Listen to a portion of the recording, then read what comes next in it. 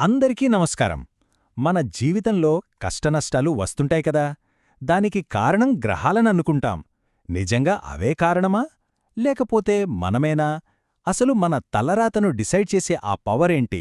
రండి, ఈరోజు ఈ ఇంట్రెస్టింగ్ క్వశ్చన్స్కి ఆన్సర్స్ తెలుసుకుందాం. మన లైఫ్లో చూడండి, కొన్నిసార్లు అన్నీ హ్యాపీగా స్మూత్గా వెళ్ళిపోతాయి. కానీ కొన్నిసార్లు అనుకోని కష్టాలు బాధలు వచ్చేస్తాయి. ఇది అందరి లైఫ్లో కామన్ కదా. కరెక్ట్గా అలాంటి టైంలోనే మనమేమంటాం, అబ్బా నా టైం అస్సలు బాలేదని, లేదా శనిబట్టింద్రా బాబు అని, లేదంటే ఈ గ్రహాలన్నీ నాకు ఎగెయినిస్ట్గా ఉన్నాయి అని. ఇలా వాటిమీద బ్లేమ్ వేయడం మనకు చాలా ఈజీ అనిపిస్తుంది. కానీ అసలైన క్వశ్చన్ ఇక్కడే స్టార్ట్ అవుతుంది. నిజంగా మన లైఫ్ని నడిపించేది ఈ గ్రహాలేనా? మన సక్సెస్ ఫెయిల్యూర్కి అవేనా రీజన్, లేక స్టోరీ ఏమైనా వేరే ఉందా? సరే, ఫస్ట్ ఆఫ్ ఆల్ ఈ గ్రహాలు అంటే ఏంటో చూద్దాం. అవి ప్రకృతిలో ఉండే కొన్ని ఫోర్సెస్ అంతే.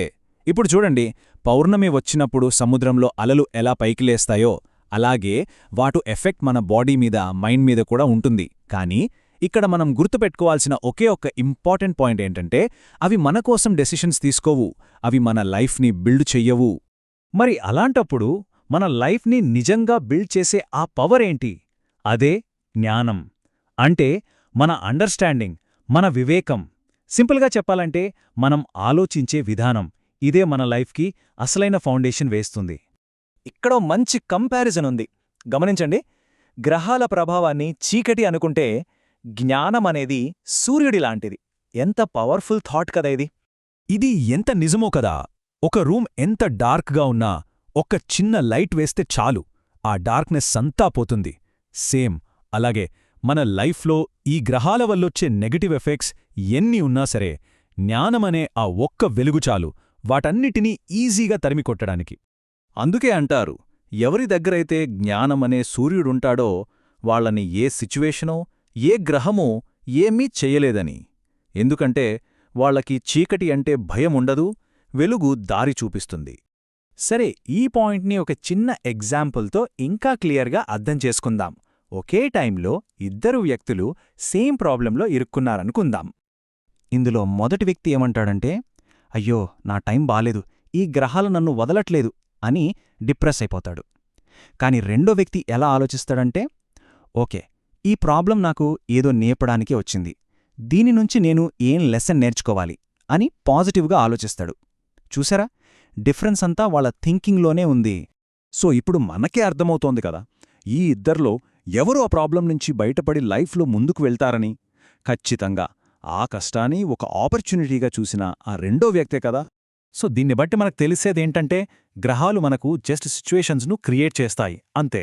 కానీ ఆ సిచ్యువేషన్స్కి ఎలా రియాక్ట్ అవ్వాలి, వాటిని ఎలా యూజ్ చేసుకోవాలి అన్నది కంప్లీట్గా మన చేతుల్లో, మన జ్ఞానం మీదే డిపెండ్ అయి ఉంటుంది. ఈ ఎగ్జాంపుల్ చూడండి, ఇది చాలా పర్ఫెక్ట్గా సెట్ అవుతోంది. వర్షం పడుతోంది, ఇదొక సిచ్యువేషన్. ఒకతనేమో తడిసిపోతానేమోనని ఇంట్లో దాక్కుంటాడు. కాని ఇంకొకతను అదే వర్షాన్ని వాడుకుని తన పొలంలో పంట పండించుకుంటాడు. చూడండి, వర్షం ఒక్కటే, కాని రియాక్షన్స్ వేరు. ఈ డిఫరెన్స్ గ్రహాల వల్ల రాలేదు, మన అండర్స్టాండింగ్ వల్ల వచ్చింది. అందుకే మనం గుర్తుపెట్టుకోవాల్సిన విషయమేంటంటే, ఈ గ్రహాల్ని చూసి భయపడటం ఆపేసి మనలో ఉన్న జ్ఞానాన్ని పెంచుకోవడం మీద కాన్సంట్రేట్ చేయాలి. అదే మనకు రియల్ ప్రొటెక్షన్. సరే, మరి ఆ జ్ఞానాన్ని ఎలా పెంచుకోవాలి? దీనికి సింపుల్ స్టెప్సున్నాయి. 1. మంచి బుక్స్ చదవడం. 2. మన లైఫ్లో వచ్చే మంచి చెడు ఎక్స్పీరియన్సెస్ నుంచి లెసన్స్ నేర్చుకోవడం. ఇక 3. మన గురించి మనకొక క్లారిటీ తెచ్చుకోవడం, అంటే మన సెల్ఫ్ అవేర్నెస్ని పెంచుకోవడం అన్నమాట. ఫైనల్గా ఈ ఒక్క మాట గుర్తుపెట్టుకోండి, గ్రహాలు కేవలం మనపై ఇన్ఫ్లుయెన్స్ చూపగలవు అంతే. కాని ఎప్పుడైతే మనలో జ్ఞానమనే వెలుగుంటుందో, మన లైఫ్కి మనమే డ్రైవర్, మన డెస్టినీని మనమే డిసైడ్ చేసుకుంటాం. సో చీకటిని కాదు, వెలుగుని ఎంచుకుందాం.